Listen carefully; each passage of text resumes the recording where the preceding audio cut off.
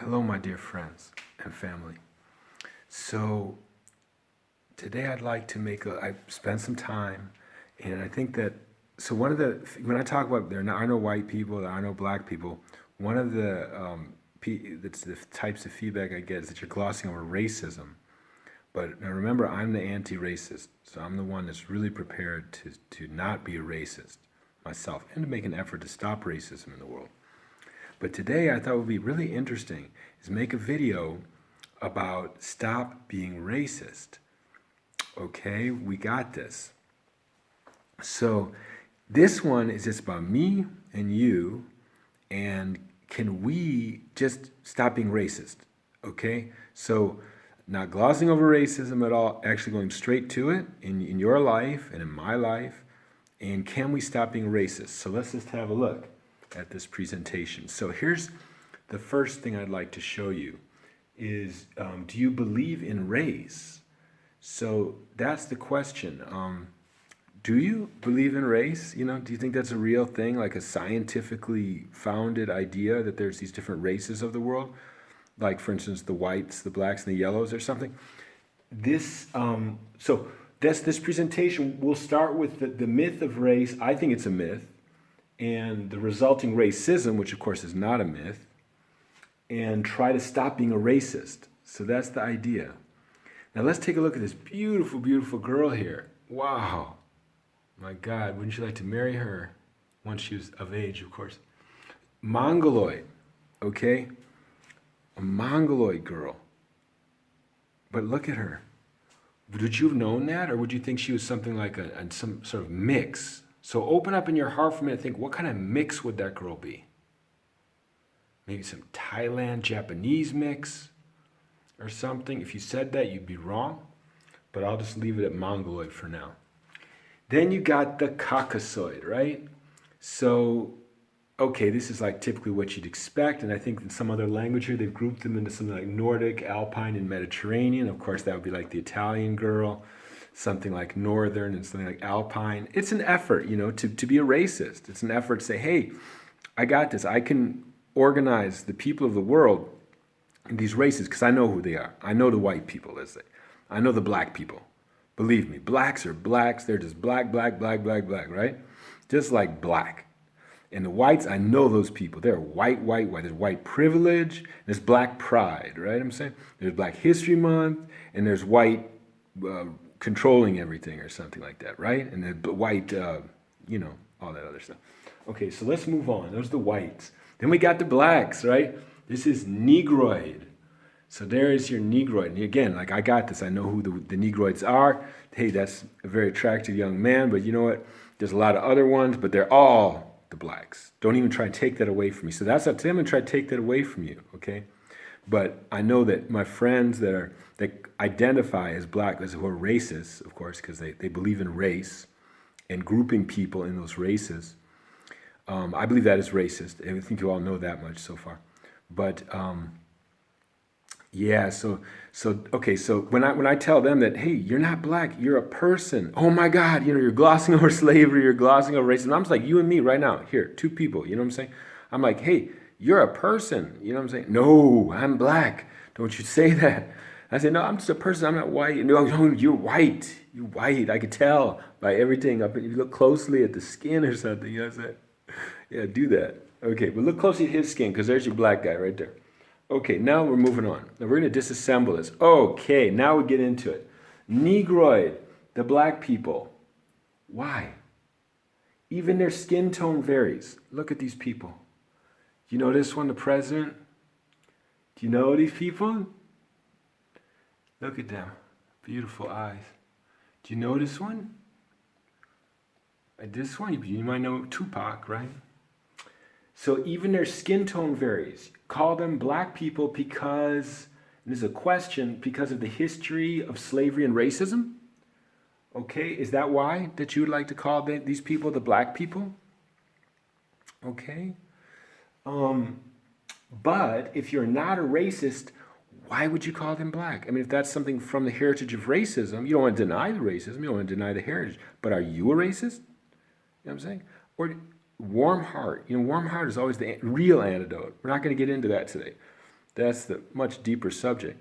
But if you want to do a little bit of warm in the heart, that would be the antidote, would be something like caring for these, individual people. So, looking at these people, I can tell you that they actually all come from different countries. And they all speak, except Tupac Shakur, who comes from New York, moved to San Francisco, and Barack Obama, I think he was born in the USA, right, in Hawaii, right, despite what Donald Trump tried to say or whatever. But, okay, so what I'd like to point out here as you look at these people carefully is how different they are. So this is a president of the United States that, has a high education and speaks proper English. These are criminals, Nigerian criminals that live in Nigeria. This is a beautiful young Xhosa lady from South Africa. They speak their own Xhosa language and that. And then these ladies here are from Ethiopia. They drink tej there. That's that wine they make from honey. And they eat raw meat there called kitfo, raw. I don't know if you guys like Ethiopian food, but I love it. And so, now, how would I group? And okay, then of course Tupac Shakur was born in New York City, in somewhere over there, and he's from his parents were involved in the Black Panthers, so he's been always involved in this Black Pride thing and the militant black idea. And actually, my father was also a supporter of the Black Panthers in those riots in the '60s and was giving them medical support. But I'm not involved in that at all. So I'm just mentioning those people. So at any rate, here is Tupac Shakur, and then Barack Obama. And then these girls here, and then these criminals, how could you group them into the black people? You say, yeah, I can, Tom, because of slavery. They were all somehow, not really, but theoretically, they were all somehow touched by that, or touched by today's racism. So I'm going to keep it. I'm going to keep them in a group so that those racists have a target, the black people. And I say, don't do that. My thing is, don't do that. Don't give them a target, and don't buy into the racism. Let's buy into cultural. That's what we're going to get to, right? Cultural identity.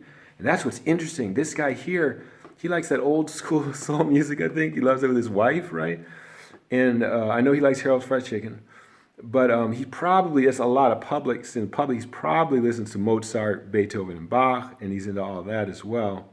These guys are into Nigerian high life music. You got the, South African music, if you know that. Sipho Mabuse, you know what that is, from the Prince from Alexandria. That's what she listens to.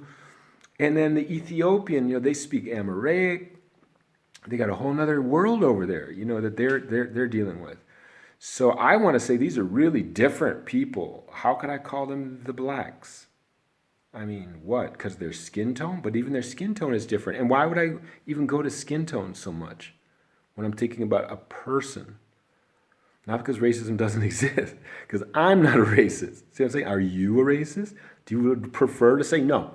I don't care what culture, what language, what food they eat, what clothes they wear. Forget it, because they're black people. Because that's my people, and I own that. And I'm all the rest of that. Okay, so let's move on. Now we got the Caucasoid, the white people. Who do we got? Okay, got some of those white people and some of those white people. Some of those white people. So, oh, wait, no, too dark. But I don't know, he's got the right nose, right? You got these little girls here. They're already caught up into your racism. Then we got the Ku Klux Klan and you know what this is? That's not a Nazi. That's that American thing. You know what? Nazism it's a federal crime to do that swastika or to say Heil Hitler in Germany. You immediately go to, it's a felony offense.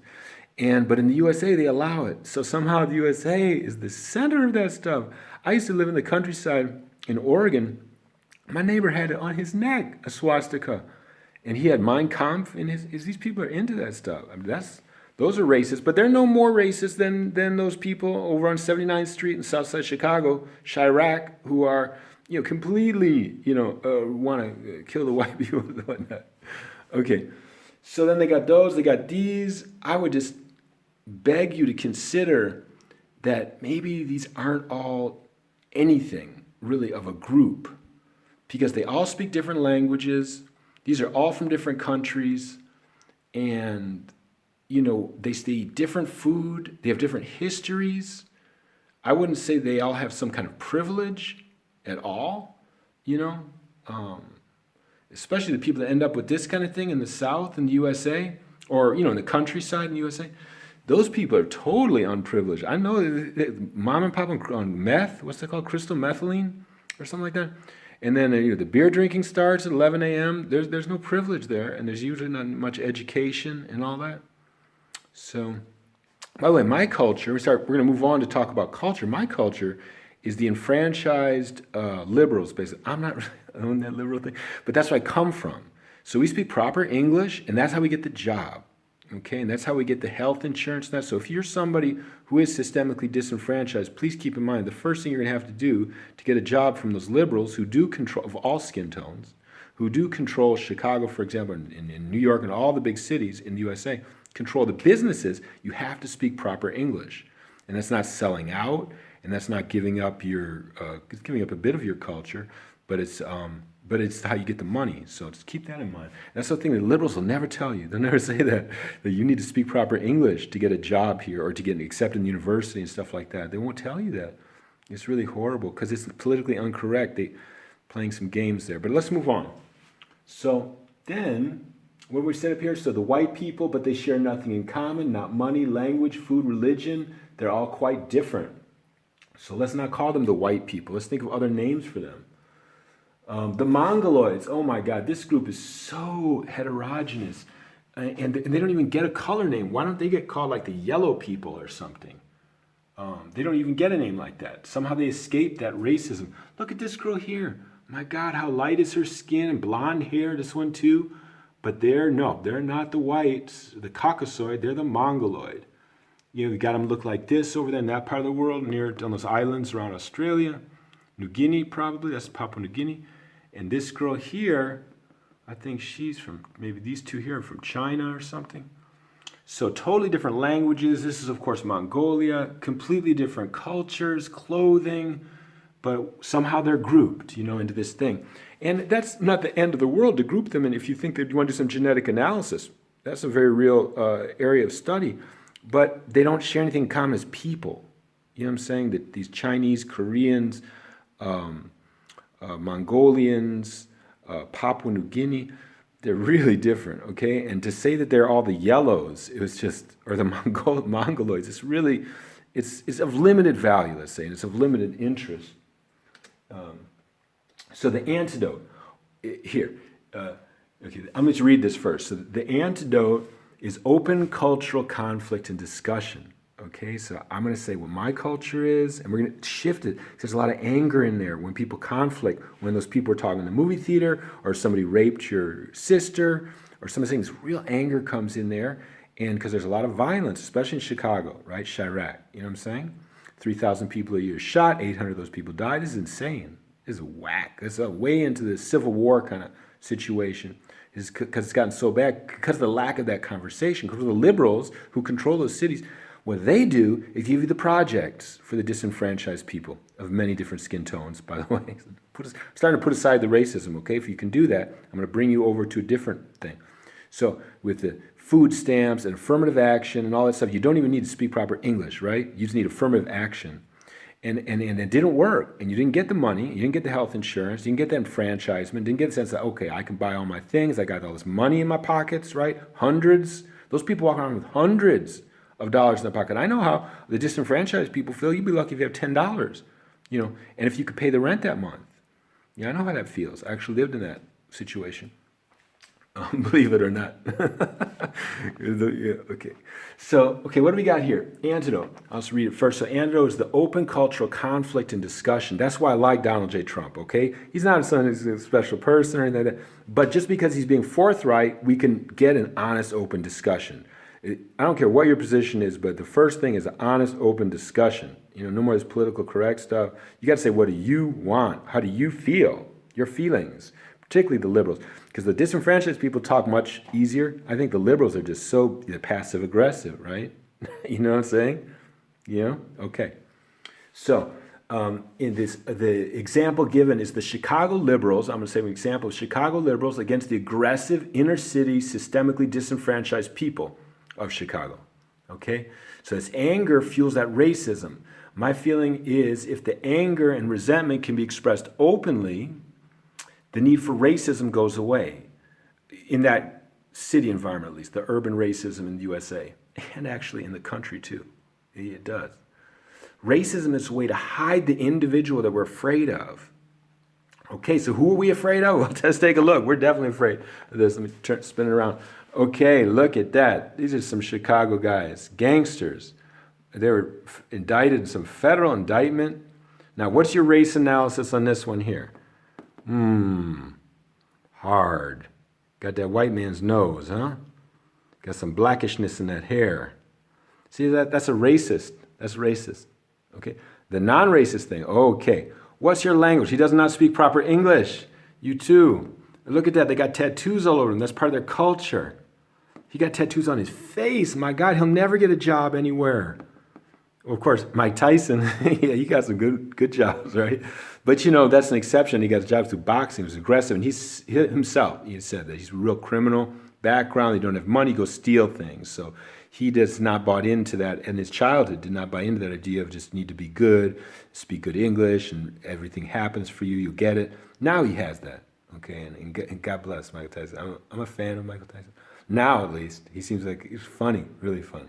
At least he's funny, okay? So what else do we got? Here's this side, the disenfranchised side. Look at this. They're screaming, trying to comfort each other. Someone was shot, and you got the federally indicted. Now here's the liberals. It's the University of Chicago. All skin tones. What's the difference? What's the point? It's not that they're white people. Or look at there, you got a yellow and you got a sort of a browner. Man, these are the people with the money. They all speak proper English and know calculus, which I don't even know. And they can do that stuff. They're going to get a degree, from the university. Look, here's the theater group there. It says Uptown, Englewood, Humboldt Park, Chicago Theater. Okay, those are the enfranchised. Look, all skin tones. Enfranchised liberals. So I don't know they're all liberals in the theater group, but usually the theater, they'd be pretty liberal. So I'm just going to say that let's take those two groups. Now here's how the discussion needs to go. First of all, people need to be committed to. It's really hard for them. I know it's hard. It's not going to happen anytime soon. But it would be good if they're committed to not talking black, white. Because we took those ideas, I hope, apart today. That those ideas are not valid, and the discussion would go that hey, I don't, like all this crime. I don't like the way you talk. I don't like rap music. Let's say I don't like rap music, not because of the rhythm, but because I don't like this talking about bitches, my nigga, and all that. No, those are racist words, and those are, in my culture, let's say, and I'm not really speaking for myself. Like I said, I'm something outside of all this. But if I was one of those liberals, I know like my mom and dad were, right? So they should have said, they didn't, should have said to those people directly that, hey, I do not accept, your language. Do not say that around me. Those words, because I'm against that, or in the movie theater, right? I was telling you, you be quiet and be respectful, and they're all loud, and they didn't say anything to those people. So then comes the anger, right? And then the poor disenfranchised person that has a whole set of problems because mama's on drugs and dad is violent, and there's that apartment is filled with cockroaches. And because I know those people, I had friends like that.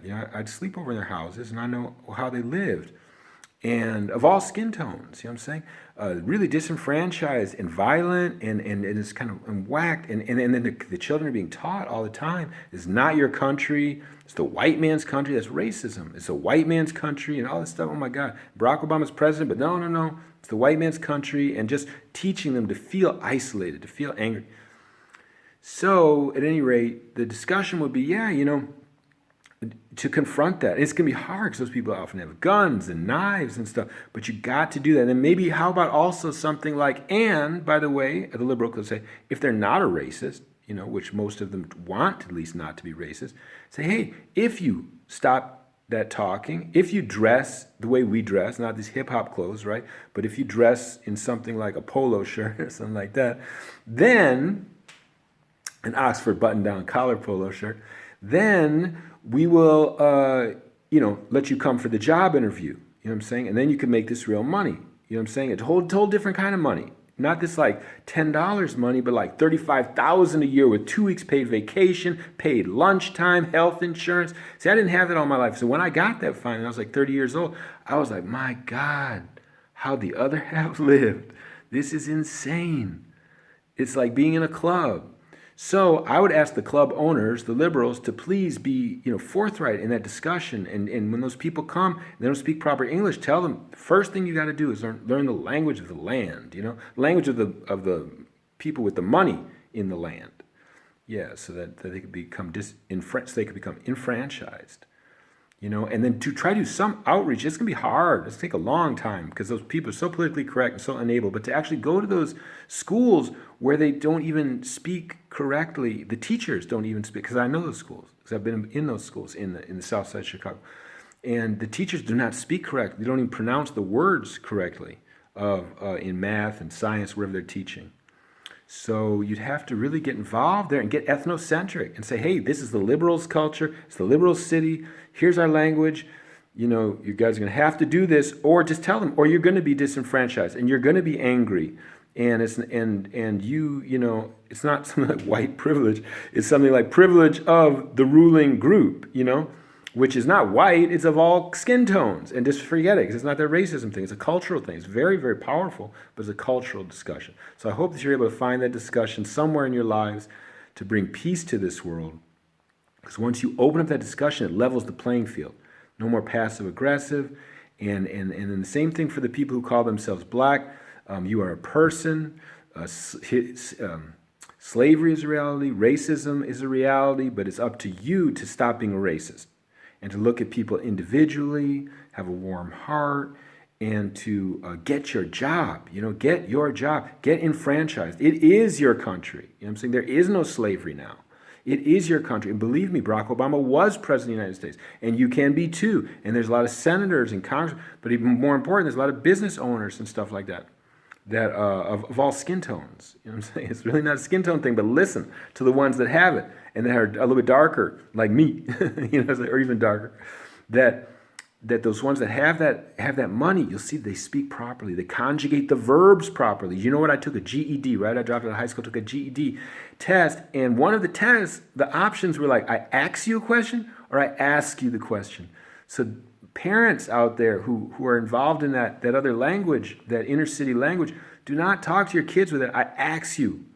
No, I ask you the question. Of course, that's not a verb to conjugate question. The verb would be like